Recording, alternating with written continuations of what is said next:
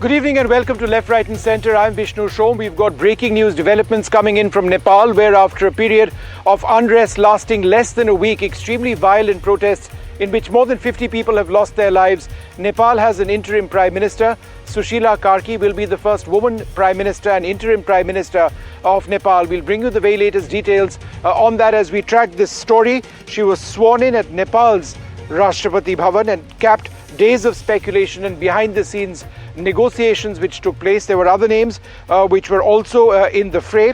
But at this juncture, it is Sushila Karki who's going to be the interim leader. It is unclear right now when the actual full elections in Nepal will take place and whether those elections, when they do take place, will involve the participation of the usual political parties. But I think the big question here is, will there be a lasting peace in Nepal? That's something that we need to see.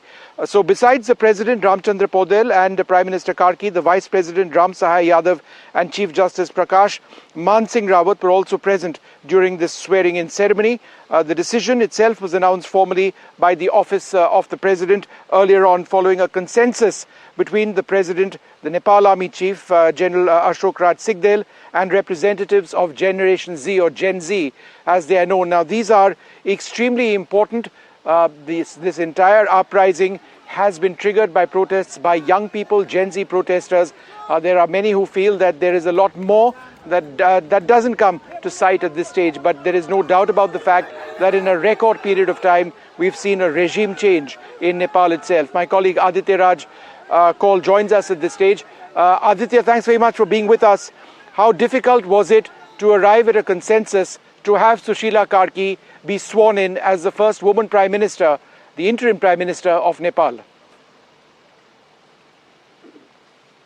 Well, Vishnu, it was a Herculean task in front of the Nepal President and, of course, the Army Chief, and then other negotiators who really joined in. Because remember, these Gen Z protesters did not have a leader. These Gen Z protesters had different factions and different kind of demands. And to arrive at an amicable solution was certainly a massive, massive challenge. And that's why for the last 48 hours, we've had hectic parleys and discussions that have happened. And tonight at around 9:30 p.m., Sushila Karki finally became the first female Prime Minister of Nepal, and then, of course, she has already been the first female Chief Justice. So it is a history being written in front of our eyes here in Kathmandu at the Sheetal Niwas, which is the Rashtrapati Bhawan of Kathmandu, of Nepal. And certainly now the challenge before her would be to actually implement the kind of demands that Gen Z had put in front. Of course, first of all, would be dissolving the parliament. That could happen within the next 24 hours. There will be a recommendation given in the first cabinet meeting itself. We'll have to wait and watch because only the swearing-in ceremony of the Prime Minister has happened right now. There are now assertions being made that there would be 4 to 5 more cabinet ministers, including Om Prakash Aryal, who could be the Home Minister of Nepal. Could that happen tomorrow? We'll have to wait and watch. But as of now, the big task before her would be to really lead the country out of this challenge, out of this violence, into peace and stability, and also, Vishnu, to actually begin perhaps a campaign against corruption, because that was the biggest plank for this youth uprising in Nepal. And Aditya, what about differences within the protesters? We've got Ankit Tyagi as well, and let me take that question across to Ankit. Ankit, I mean, it's wonderful that there is unanimity. There is a choice which has been made, Sushila Karki, the interim Prime Minister of Nepal, but there were differences within Gen Z. How did those get resolved?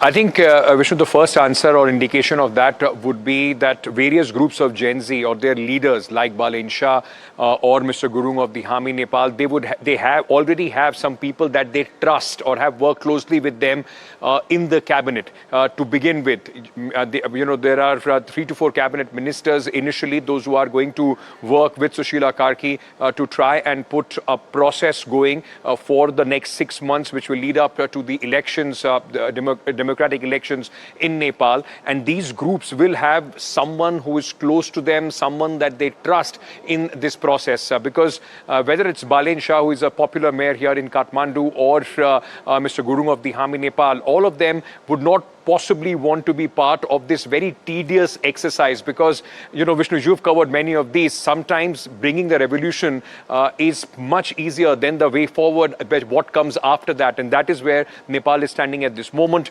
And all these leaders, whether it is Balen Shah or Mr. Gurung, all of them at this moment seems to be preparing for those general elections, because it's just not winning one seat. It is also about, if that change comes in, getting your people elected so that whatever the Gen Z is hoping for could come true when these leaders do get elected into power. But at this moment, of course, there is, as you were talking to Aditya, consensus finally arrived, that too under a lot of pressure, because most of these young groups, most of these young people had given an ultimatum of, tonight, and they had said that their patience is running out, and if there is no consensus, the problem was stuck on the resolution of the assembly, which was finally, in fact, agreed upon when the army chief and the president met along with the other leaders. So tomorrow, at least, there is hope that people of Nepal would be looking for the roadmap ahead, and possibly elections in the next 6 months, which people with a new possibility, a new hope that they have kept on these young leaders. All right, both of you just be with me for a moment. Rose Kandel, she's a social media influencer and an activist, joins us, as does Yuvraj Ghimire, the editor of deshsanchar.com. Ridhima is a Gen Z protester, and Koshraj Koirala, the editor of Republica Daily. Thank you all very much for being with us. Yuvraj Ghimire, it's wonderful to be speaking to you again after so many years, very different circumstances now in Nepal. Do you believe that this is hopefully going to result in a lasting peace? Has the tension on the ground, which has been simmering, we've seen so much violence, has that effectively come to an end at this stage? Well, it's a hope, but much will depend on how much support the present cabinet will be able to gather from different political forces, including the parties who are quite discredited and whose government recently failed. But their cooperation is very important. But what we saw today is the swearing in was boycotted by almost all the former prime ministers, except Babra Matrai, and major parties were not present there. So there is one clear line of opinion among these political parties that this swearing in and Sushila Karki's appointment should have taken place under the provision of the constitution. Although, in my opinion, this constitution has miserably failed. So, seeking redressal of the problem of this magnitude from within the constitution was not possible. But the cooperation of all the sides is very, very important.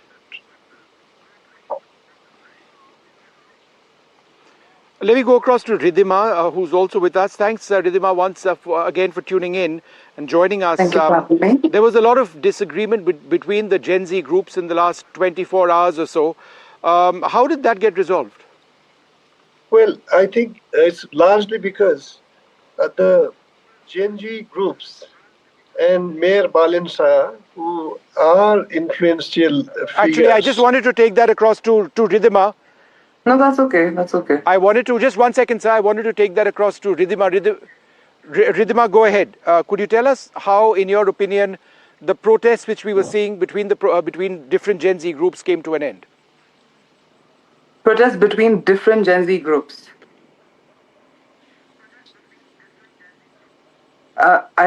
Did we have a protest? Yes, how did that come to an end? I can take that.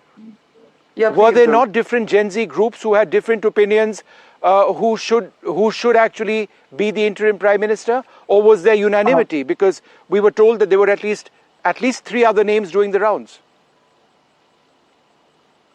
Yeah, please go ahead. You can answer this. Yeah, one. so we did have different groups that initiated the movement, that initiated the protest. However, the commonality was too strong to, to not focus on these things, on the things that really mattered, which was to end corruption, as vague as it sounds.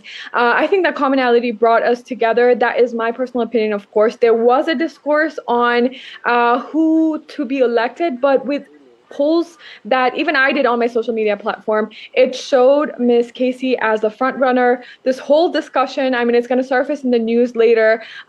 Discord was a huge help where, thousands of opinions were taken into consideration. The best candidate right now was chosen to be Ms. Casey. The commonality of ending corruption and initiating the new leadership, that was one of the biggest and most agreed upon clause for Gen Zs from all groups. So that really helped bring everything together. Koshraj Koirala, what about the deposed government and their leaders? We know that they had to run away. They were evacuated. In other cases, they were beaten up. A, where have they all gone? And B, do the political parties that have existed in Nepal, are they still as significant as political forces? Yeah, thank you for having me. I think, yes, they are still a significant force in the country. And, many of the leaders, they are still under the protection of Nepal Army.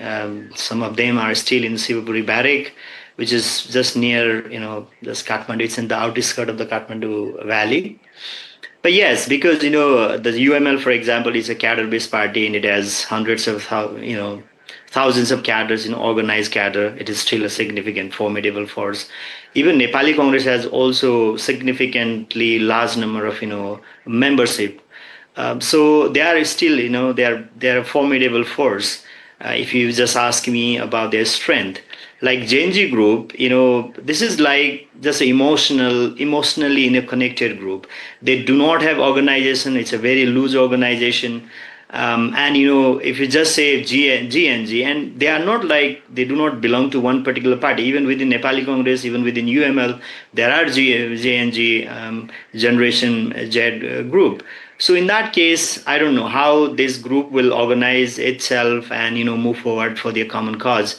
But it will be, it's going to be very challenging if this GNG group, which is spearheading this particular movement, is not able to get support from the mainstream political parties. Their cooperation is very vital, and today's the fact that not many of the senior leaders of the existing mainstream parties were present during this swearing-in ceremony speaks a lot. I mean, the Gen Z group is not able to, win the confidence of mainstream political parties, and this is going to pose significant challenges to achieve the goal that this particular group has actually trying to champion. Yes. Yuvraj Gimine, let me come back to you. I'm just trying to understand what is going to happen to the former Prime Minister, members of his cabinet. Is there going to be a process of bringing them to justice? Are they going to be accused of corruption? And is there going to be a trial? What happens next as far as that is concerned? I'm sure that's going to happen. And when you, asked these questions previously also, why did it take so long? I think Sushila Karki stood her ground that she would not be accepting this position if there is no agreement, or if she is not allowed to form a high-level probe team into excessive use of force on the youth Tuesday that led to the killing of at least 30 of them, and also on corruption in high places. I think political parties, top three leaders, only the one President were opposed to that. But she stood her ground, and my information is she walked out of the meeting saying, "Don't call me again if these preconditions are not met. I won't be there." So I think she is very firm on that. Hopefully, for the first time, the corruption in high places will be investigated, and those who are guilty brought to book. Okay. Well, we did speak to Sushila Karki earlier on in the day. I'd like to thank all my guests very much for joining us. And we do hope that this process picks up pace, the process for peace. There is an interim Prime Minister, hopefully elections in the next few months, but stability more than anything else in Nepal. There are still cracks and differences within what people in Nepal want or what they see as the road ahead. Hopefully those will be addressed as well. But we did speak to Sushila Karki. Here's what she told my colleague Sikta Deol. It shouldn't have happened, and because these children actually what they were demanding, they were on a silent movement. They were in a peaceful movement, because I can prove it that no student have any kinds of arms, lathi, nothing in their hand. so what's the way forward? My last question, what is the way forward? Because things are going out The of thing is, this government should be collapsed. they should step down, And- but who leads the country then? The youth new generation, and But do they have leaders? Do they have people who can lead them? youth means not these are also. They are also below the 40s, below the 45s, and below the 50. The younger politicians should lead. Yeah. They should lead, and this they can do. These all are out of date. They have no any vision, no education. However, they have education, maybe certificate, but they does not seem they educated. You are equally disillusioned like these Gen Z and the young protesters? Yeah. You are equally disillusioned by the government? Yeah, I support this movement, because not yesterday, from today I am supporting this movement, because they killed our children. Innocent children they have killed.